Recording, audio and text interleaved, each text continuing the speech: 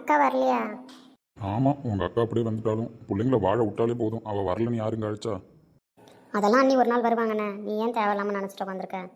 ஆமாம் மச்சான், இப்போ என்ன பண்ணலான் இருக்கீங்க? நேற்று விசாரிக்க போனீங்க, என்னாச்சு? ஆமாண்ணே, என்ன சொன்னாங்க?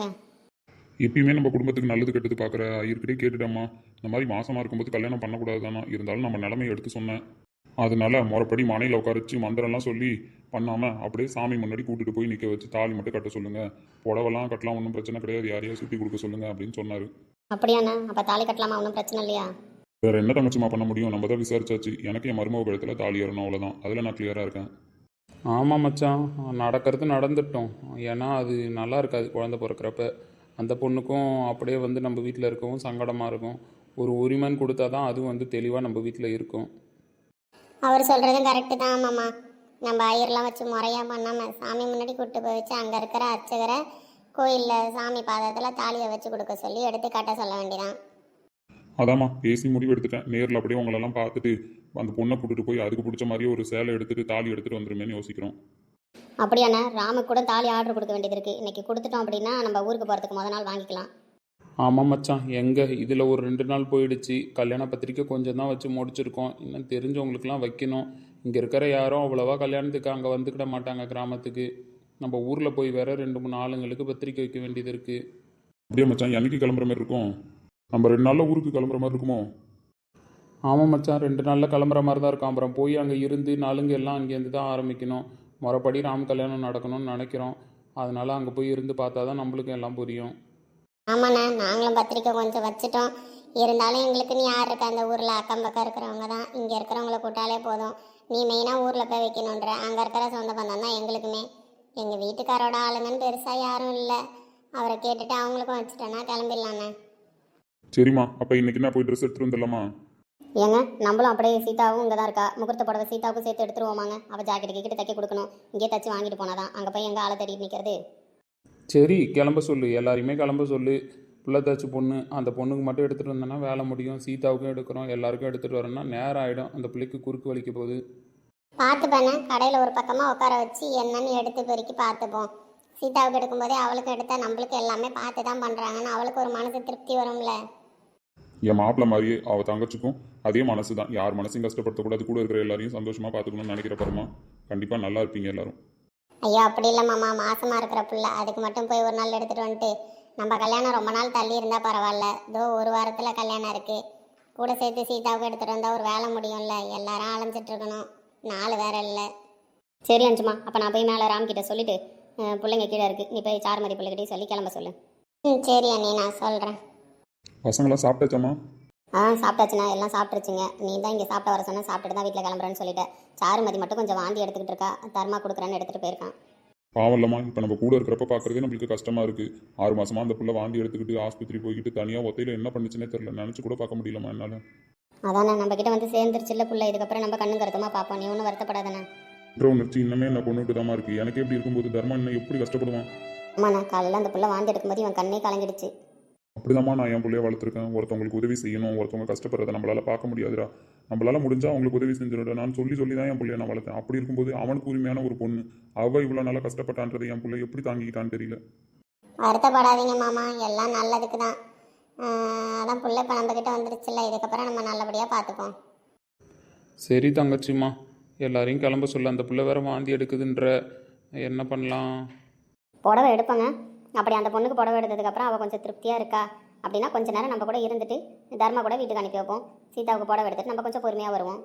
அதுவும் கரெக்டு தான் தங்கச்சிமா. அந்த பொண்ணுக்கு பிடிச்ச மாதிரி முதல்ல போய் புடவை எடுத்துருவோம். அதுக்கப்புறம் சீதாவுக்கு எடுத்துக்கிட்டே இருப்போம். உடம்பு முடிஞ்சதுன்னா அந்த பிள்ளை நம்ம கூட இருக்கட்டும். உடம்பு முடியலன்னா தர்மா கூட வீட்டுக்கு அனுப்பி வைப்போம். சரி, அதுவும் நல்ல யோசனையாக தான் இருக்குது. எல்லாரும் கிளம்புங்க. தங்கம், கொஞ்சம் வச்சு சாப்பிட்டேன். இதுக்கு மேலே சாப்பிட்டா வாமிட் வருங்க, எனக்கு வேணாம். நான் கூட இருக்கும்போதே இவ்வளோ கஷ்டப்படுறேன். நான் கூட இல்லாத பண்ணி எவ்வளோ கஷ்டப்பட்டுருப்பேன்.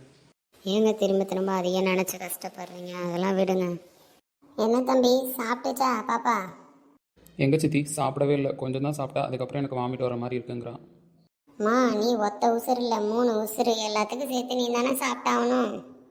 சாப்பிட முடியலம்மா, வாமிட் வர்ற மாதிரி இருக்கு.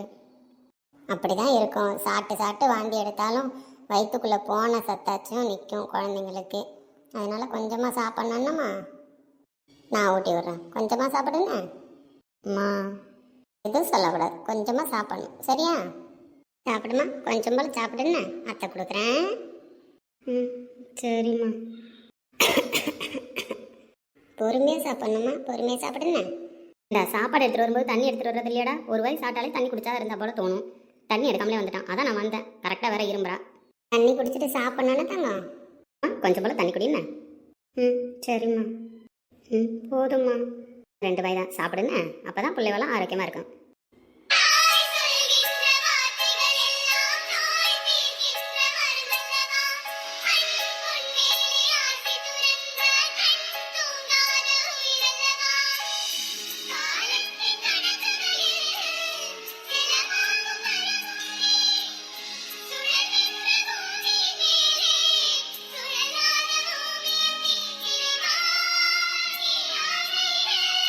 ஐயோ, இப்போ என் தங்க எதுக்கு அழுகுது?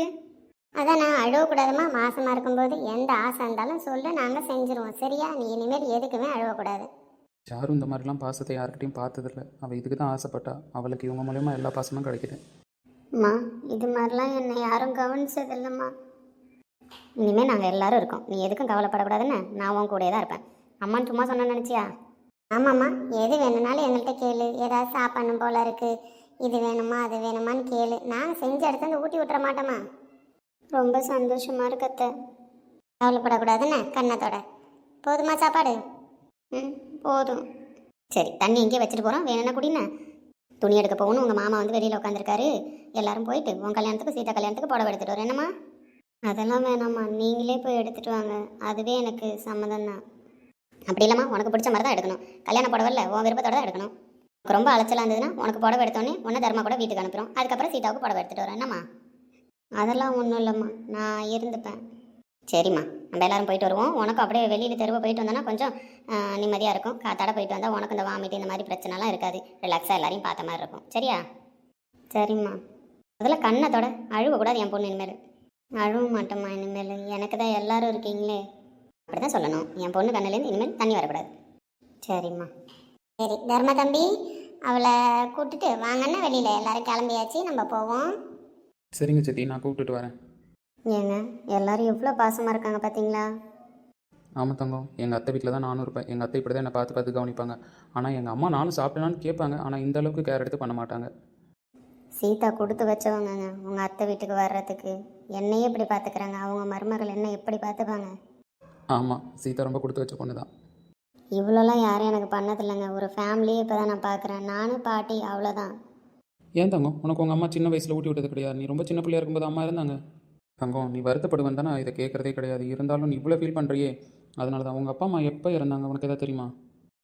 எனக்கு தெரியாதுங்க, எனக்கு விவரம் தெரியறதுக்கு முன்னாடியே இறந்துட்டாங்கன்னு பாட்டி சொல்லுவாங்க. நானும் வீட்டுக்குலாம் வந்திருக்கேன். உங்கள் அப்பா அம்மா ஃபோட்டோ நான் எதுவுமே பார்த்தது கிடையாது. உங்கள் அப்பா அம்மா ஃபோட்டோ வச்சுருக்கியா? இல்லைங்க, அப்பா அம்மா ஃபோட்டோன்னெலாம் என்கிட்ட பாட்டி எதுவுமே காட்டினது கிடையாது. நானும் அம்மாவை பார்க்கணும் அப்பாவை பார்க்கணுன்னு கேட்டிருக்கேன். அப்போல்லாம் ஃபோட்டோ எதுவும் உங்கள் அப்பா அம்மா எடுத்து வைக்கல, அதனால் என்கிட்ட இல்லைன்னு சொல்லிட்டாங்க. அம்மாவோட புடவையை மட்டும்தான் அப்பப்போ வச்சுட்டு ஃபீல் பண்ணுவேன், மற்றபடி அப்பா அம்மாவை நான் பார்த்தது கிடையாது. அப்படியா? சரி, நீ ஃபீல் பண்ணாதானே. அதான் உனக்கு அம்மா அப்பா அண்ணன் எல்லோரும் கிடச்சிருக்காங்களே, அத்தை மாமா. இனிமேல் நீ இந்த ஃபேமிலியில் தான் இருக்க போகிற, அதனால் ஃபீல் பண்ணாமல் இருந்தேன். சரி தங்கம், நான் ஏதோ கேட்டேன், நீ ஆப்செட் ஆகிட்ட பற்றி. இதுக்கு தான் நான் இதை பற்றிலாம் கேட்குறதே கிடையாது. சரி வா போகலாம், வெளியில் எல்லோரும் வெயிட் பண்ணுறாங்க. நம்ம போய் அவங்க கூட கடைக்கு கிளம்பலாம். நான் உன்னால் வர முடியும்ல? முடியுங்க, அதெல்லாம் நான் வந்துடுவேன். அம்மா ஃபேஸை கூட பார்க்க முடியலங்க என்னால், நான் அம்மா பார்த்ததே கிடையாது. சரி தங்கம், நீ பொறுமையாக இருந்து போறியா? நான் வரேன். திங்ஸ் எல்லாம் நான் எடுத்துகிட்டு வரேன். உனக்கு தண்ணி இதெல்லாம் வேணும்ல, உன் பேக் இங்கே இருந்துச்சு, நான் எடுத்துகிட்டு வரேன். நீ போ, ஹாலுக்கு போனால் பொறுமையாக இருந்து. சரிங்க. யாராக இருந்தாலும் ஒரு ஃபோட்டோ வச்சுருப்பாங்க. நானும் வீட்டுக்கு போகும்போதெல்லாம் பார்ப்பேன், ஃபோட்டோவையும் பார்த்ததில்ல. இவ்வளோ கேட்டால் ஃபோட்டோவே எடுத்து வைக்கல, அதனால் பாட்டி என்கிட்ட அப்பா அம்மா ஃபோட்டோவை காட்டினதில்லைங்கிறா. நீ பாட்டிக்கிட்ட பழைய ஃபோட்டோ ஏதாவது இருக்கான்னு கேட்டு கிளியர் பண்ணி நம்ம ஒரு ஃப்ரேம் வச்சு போடலாம். அப்படியா இருந்தாலும் இவ இவ்வளோ ஏங்கிறதுக்கு பாட்டி அவங்க அப்பா அம்மா ஃபோட்டோ காமிச்சிருக்கணும், ஏன் காமிக்கல? ஏம்மா, நீங்கள் குடும்பத்தோட துணி எடுக்கிறதுக்கு என்ன எதுக்கு வர சொன்னீங்க? இசை சிஸ்டர், நீங்கள் இல்லாமல் நாங்கள் ட்ரெஸ் எடுத்துருவோமா? இல்லை நீங்கள் பார்க்காத முகூர்த்த புடவை தான் நாங்கள் கட்டிடுவோமா? இல்லை, ஏன் அப்படி? ஆமாம், என் புருஷன் உங்களை நாத்தனார்லாம் சொல்லிருக்காரு. நாத்தனார் பார்க்காத புடவையை நான் எப்படி கட்ட முடியும்? ஓ அப்படி. ஆமாம் சிஸ்டர், நீங்கள் பார்த்து இந்த புடவையை கட்டி சீதா அப்படின்னு சொன்னீங்கன்னா கண்ணை மூடிட்டு அந்த புடவை எடுத்துகிட்டு போயிடுவேன் நான், பார்த்துக்குங்க. ஓ சரி, நீ நாத்தனாருன்ற பேரில் என்னை கூப்பிட வந்த. ஏமா சாரு, நீ எதுக்கு என்ன வர சொன்ன? நான் உன்னை நாத்தனார்னு சொல்ல முடியாதோ? சொல்ல முடியாது. ஒன்று ராமுக்கு நான் தங்கச்சியாக இருக்கணும், இல்லை ஹிட்லருக்கு நான் தங்கச்சியாக இருக்கணும். யாருக்கு தங்கச்சியாக எடுத்துக்கிறீங்க? ராமுக்கு தான் நீங்கள் தங்கச்சின்னா. காசெல்லாம் கரெக்டாக தான் வைக்கிறீங்க, ஆனால் கடைசியில் கோத்து விட்டு போயிடுவீங்க. ஏண்டி, என்னதான் இருந்தாலும் நீ என் ஃப்ரெண்டு. நீ இல்லாமல் என் வாழ்க்கையில் நல்லது கெட்டது நடந்துடணுமா? யாருமா உடனே நீ சென்டிமெண்ட்டாக பேசிடுவேண்ணே. நான் வந்துட்டேனே, அப்புறம் என்ன? போங்க, இன்னைக்கு பூரா உங்கள் கூட தான் கூடி கும்மி அடிக்கணும். சீதா எப்படி இருக்க தெரியுமா? சூப்பராக இருக்க. ஏய், இது கடை சும்மா இருண்ணே. அப்படிலாம் சொல்லக்கூடாது. எங்கேயா இருந்தாலும் என் பொண்டாட்டியை நான் ரசிப்பேன். யோ, இங்கே நான் நிற்கிறேன், பாத்தியா இல்லையா? ஐயோ சிஸ்டர், என் கண்ணுக்கு நீங்கள் தெரியவே இல்லை. தெரிய மாட்டேன். ஏன் தெரியறேன்? சீதா ஆஃபீஸ்க்கு சுடிதார் போட்டு வரும்போதே உங்க கண்ணுக்கு நான் தெரிய மாட்டேன். இப்போ அது தடைய தாவணி பாவோட வேற கட்டி தந்திருக்கு. இதுக்கப்புறம் உங்க கண்ணுக்கு நான் தெரிஞ்சிருவேனா? ஆமாம் இல்லை, யோ, கடை உள்ளே போல அதுக்குள்ளே ஆரம்பிச்சிட்டிங்கண்ணே. அப்படிலாம் சொல்லக்கூடாது சிஸ்டர். ஆமாம், ஹிட்லர் எங்கே காணும்? இந்த பிள்ளை மட்டும் தனியாக நிற்கிது. இந்த பிள்ளை கூட சேர்ந்து அவனும் வேலையை ஆரம்பிக்க வேண்டியதானே? அவன் காரை பார்க் பண்ணிட்டு வரேன்னு போயிருக்கான். உங்கள் கல்யாணத்துக்கு நீங்களாம் துணி எடுக்கிறதுக்கு வழிஞ்சு பேசுறதுக்கு என்ன எதுக்கு கூட்டிங்க? சிஸ்டர் பிரதர், சீரியஸாக சொல்லட்டுமா? நீங்களாம் ஆஃபீஸ்க்கு வராமல் இந்த 2 நாள் நான் நிம்மதியாக இருந்தேன் தெரியுமா? இசை சிஸ்டர், அவ்வளோ ஹாப்பியாக வரீங்க? ஆமாம், உண்மையை சொல்லணும்னா அதான் உண்மை. ஆஃபீஸாக இருக்கிற 2 நாளா தெரியுமா? எம்டின்னு ஒருத்தன் இல்லை, அதை நாங்கள் கண்டுக்கவே இல்லை. சிஸ்டர் என்ன அந்த கம்பெனி என்னாச்சுன்னு கண்டுக்கிறியா? நீ 2 நாளாக வீட்டிலே உட்காந்து ரொமான்ஸ் பண்ணிட்டு இருக்க. கம்பெனி பக்கம் வருவோம் போவோம் ஏதாவது ஒன்று இருக்கா? அதான் நீங்களா இருக்கீங்களே, பார்த்துக்க மாட்டீங்களா? இப்படியே பார்த்துக்கிட்டே இருப்போம். நீ திருப்பி வரும்போது தகர டப்பா மட்டும்தான் இருக்கும், கம்பெனி இருக்காது. அப்படிலாம் சொல்லக்கூடாது சிஸ்டர். நீங்களாம் பத்திரமா பார்த்துப்பீங்கன்ற நம்பிக்கையில் தான் நான் என் சீதா கூட ரொமான்ஸ் பண்ணிட்டு தெரியுறேன். பார்த்துப்போம். பார்த்துக்குங்கன்னா பத்திரமா. அப்படி சொல்லுது பாரு, ஒரு கம்பெனிக்கு எம்டி மாதிரியா பேசுது. இது என்ன ஊருகா கம்பெனி நடத்துகிற மாதிரியும், அதில் நாங்கள் பாக்கெட் போடுற மாதிரியும் பேசுது. நடத்துறது கன்ஸ்ட்ரக்ஷன், இதில் இதுக்கு எவ்வளோ பேச்சு பத்தியா? ஆமாம் இசை, நல்லா இருக்கியா? நீங்கள் சிஸ்டர் எங்கள் அம்மா.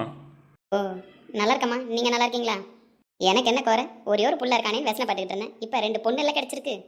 அம்மா ஆமாம்மா, என் சாரு ஒரு பொண்ணு, இசை ஒரு பொண்ணு. இப்போ எனக்கு 3 பிள்ளைங்க. எவ்வளோ சந்தோஷமாக இருக்குது தெரியுமா? அம்மா, என்ன நீங்கள் பொண்ணுன்னு சொன்னது கூட எனக்கு இதுவாக இல்லை. என் சாருவை நீங்கள் பொண்ணுன்னு சொன்னீங்க பார்த்தீங்களா? அவள் சின்ன வயசுலேருந்து அந்த பாசத்துக்கு தான் ஏங்கிட்டு இருந்தா.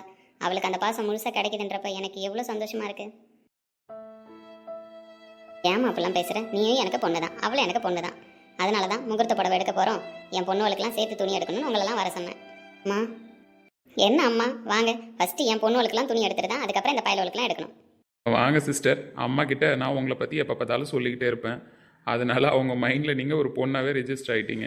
இன்னைக்கு காலையில் ட்ரெஸ் எடுக்கிற கிளம்புறோன்னே உங்களுக்கு ஃபோன் போடுன்னு சொல்லிட்டாங்க. அப்படியா? ஆமாம் சிஸ்டர், நீங்களும் வந்தால் தான் எடுக்கணும் அப்படின்னு சொல்லிட்டாங்க. உங்களுக்கு பிடிச்ச மாதிரி தான் saree எடுக்கணுமா. அப்புறம் இந்த பிரதர் கல்யாணத்துக்கு உங்களுக்கு ட்ரெஸ் எடுக்கணும், ஹிட்லர் கல்யாணத்துக்கு உங்களுக்கு ட்ரெஸ் எடுக்கணும். அதான் அம்மா உங்களை நேர்லேயே வர சொல்லிட்டாங்க. சரிம்மா, பேசிட்டு உள்ள வாங்கண்ணே. நான் அந்த புடவை செக்ஷனில் நிற்கிறேன். ஃபஸ்ட்டு உங்கள் 3 பேருக்கும் புடவை எடுத்துருவோம். சரிம்மா. ராம் பிரதர், சொல்லுங்கள் சிஸ்டர். நார்மலாக நீங்கள் என்ன கூப்பிட்ருக்கீங்கன்னு தான் நினச்சேன். ஆனால் இங்கே வந்து பார்த்தா தானே தெரியுது. சிஸ்டர் விடுங்க, உங்களுக்கு ஃபீலிங்ஸ்லாம் செட் ஆகாது. இல்லை பிரதர், இருந்தாலும் உங்கள் அம்மா இவ்வளோ உரிமையாக சொன்னாங்க பார்த்தீங்களா? ஏதோ உங்கள் கல்யாணத்துக்கு ட்ரெஸ் எடுத்தீங்க, அப்படியே தெரிஞ்சவங்களா இருந்தாலும் ஒரு புடவை எடுத்துகிட்டு வந்து என்கிட்ட கொடுத்தோன்னு இல்லை, எனக்கு பிடிச்ச மாதிரி தான் எடுக்கணும்னு என்னையும் வர சொல்லியிருக்காங்க பார்த்தீங்களா? சிஸ்டர் நான் சும்மா உங்களை சிஸ்டர்னு கூப்பிட்றேன்னு நினச்சிக்கிட்டீங்களா? சாருமதியும் சரி நீங்களும் சரி எனக்கு சிஸ்டர் தான். அப்புறம் ஏன் சீதாவை கொடுமை பண்ணுறது யாரு? 2 நாத்தனார் இருக்காங்கன்னு சொல்லி பயமுடுதியில் வச்சுருக்கேன் ஏன் சீதாவை. ஓ, நாங்கள் மிரட்டணும் அப்படி தானே? ஆமாம் சிஸ்டர், உங்கள்கிட்ட சொல்லி தான் என்ன கொடுமை பண்ண சொல்லணும்னு சொல்லிட்டு இருக்காரு. அப்போ நாத்தனார் கொடுமையை ஆரம்பிச்சிட வேண்டியதான் சிஸ்டர். சிறப்பாகவே கொடுமைகள் பண்ணிடுவோம்.